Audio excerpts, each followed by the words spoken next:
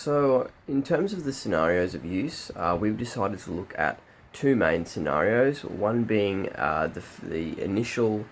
scenario where someone first downloads the app and kind of gets taken through the tutorial process, and the second scenario being a fringe scenario, in which case a group of people are playing the game and someone receives a phone call midway through the game.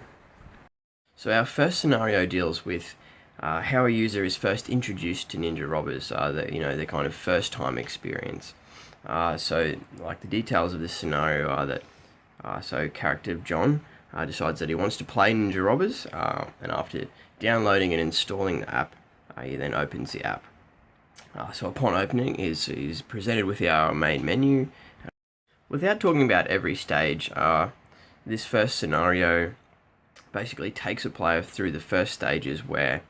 they learn to play the game through a series of tutorials, both in how to control their character and also in how to download the host and host a game, as well as then joining to said game.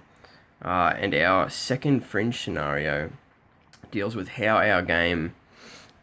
compensates when someone receives a phone call mid-game. The tutorial section of our first scenario is also where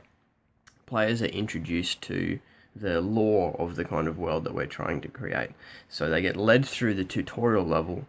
by a sensei character, which kind of develops, which helps the character develop as you move through the different tutorial exercises. So the tutorial will cover the kind of main areas of gameplay, including the kind of movement and interacting with different objects in the game world, like guards and chests and other kind of worldly items that are interactable. So for the moment, we've decided that the way that Ninja Robbers will deal with